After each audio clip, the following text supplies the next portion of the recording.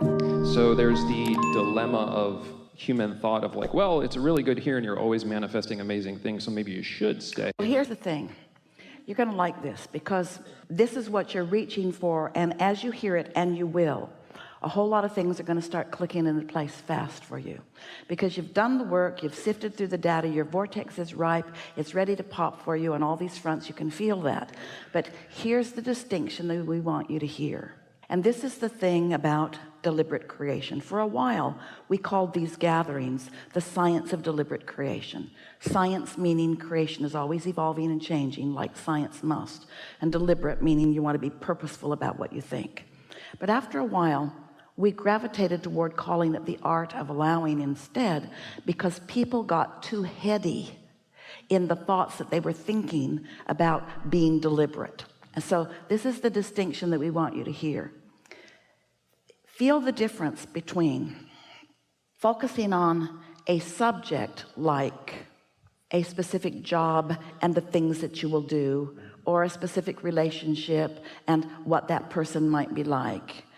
Feel the difference between the details of the manifestations that you can see and hear and smell and taste and touch, and the details of the manifestation that you're feeling with your emotions. Because as a human, you're oriented toward seeing and hearing and smelling and tasting and touching. So most of you, when you are making your lists of what you want, you're kind of heavy on that part of it, how you want it to look, how you want it to be.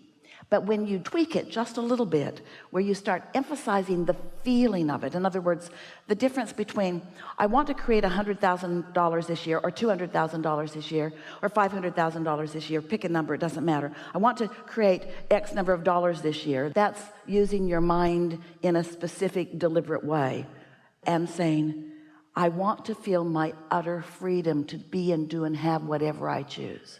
And so what you're wanting to do is amplify the emotional things that you're looking for, the freedom and the clarity and the collaborative nature, the harmonics of the workplace, the bigness of it, the expansiveness of it. And as you're thinking in those more vibrational terms rather than in those specific see it, hear it, smell it, taste it, touch it terms, something will shift within you. You'll feel it right away. Does that make sense to you? Yes, it does. And I do feel that here now. Because the things that you said, therefore, under those conditions, could not happen to you. You were describing, this is working, and this is working, and this is working, and this is working, but I'm doing it all in a place that I don't want to be. So what that means is you were trying to manhandle your life with your own powerful mind rather than turning it over to the vortex, which will work it all out, and you just letting what the vortex has worked out come to you. Did you feel the difference in that? Yeah, completely. So when you start calibrating to the feeling of security, meaning stable no matter what, calibrating your emotion to things always work out for me, as you calibrate like that, then more and more evidence of that, even right where you stand in the current working environment that you're standing, things start shifting like that. You begin to notice it right away. Right. Yeah, and that's been happening. That's big. We are happy that you were with us on that. And so let's go back and just define that in a strong way.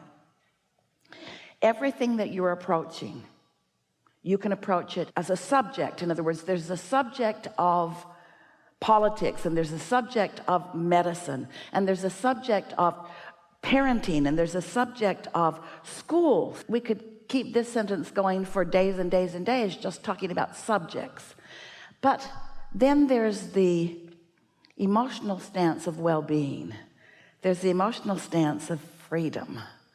There's the emotional stance of awesomeness and eagerness and friendliness even. Can you feel the difference? When you start reaching for the way, what you want and why you want it, so why you want it.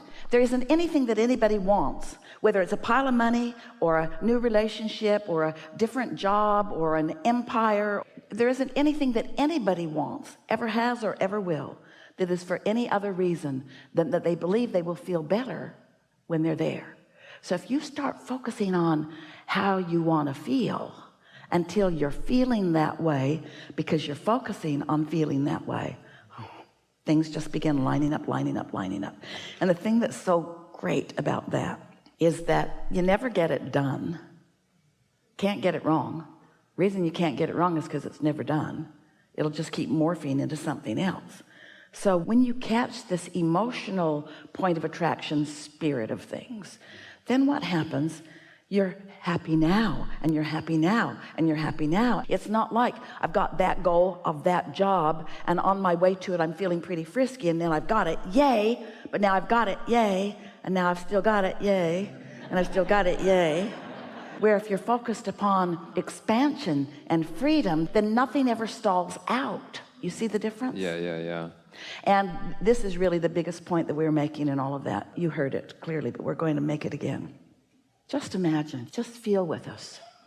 All that your vortex was, your vortex is that vibrational reality that we're talking about. It's what's out ahead of you, just pre-manifestation.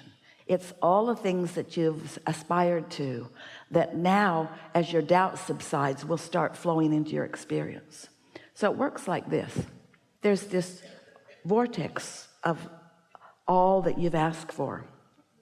And your inner being, in essence, stands in the midst of all of that, not just knowing it, but being it, knowing it, being it. And the law of attraction, gathering all of the cooperative components. So these cooperative components are all gathered, and it's there to unfold for you, not to just drop splat in your life. That wouldn't be any fun. To unfold in your life in this continuous, never-ending long stream of lovely experiences. So here it all is, and it's ready for you. Are you ready for it? So you decide you're going to meditate because you are going to be ready for it. So every day you meditate, you quiet your mind. Esther likes to listen to the air conditioner or the sound. Is there any sound in this room? Very subtle. Can you hear it? If she's in a room where there's no sound, she has an app that says central air. You want to focus on something that you have no thought about, like Esther never thinks, I've heard better. There's no negative thought about that. And sometimes she'll focus and then her mind will wander, and then she'll bring herself back and her mind will wander. Sometimes it takes a little bit to really quiet her mind, but once you quiet your mind, your vibration rises because there's no resistance holding it down. And once you reach the vibrational equivalent of your inner being, who has no resistance, now what's in that vortex and what your inner being knows about that vortex can be received by you. It just sort of wafts into your experience. It's where ideas come from, and inventions and impulses. So the more you're doing that, then the more you're finding those impulses flowing into your experience. And as those ideas and impulses flow into your experiences, and now you're making the clear association between what you already know was in the vortex and having quieted your mind. And now when this thought comes and you follow that impulse and there's a payoff for it, now you've got it.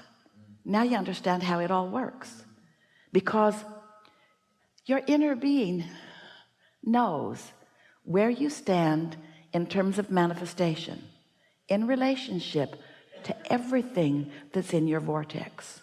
And here are the key words. And your inner being knows your path of least resistance. Your path. What do we mean by that? Your inner being knows where all your resistant thoughts are.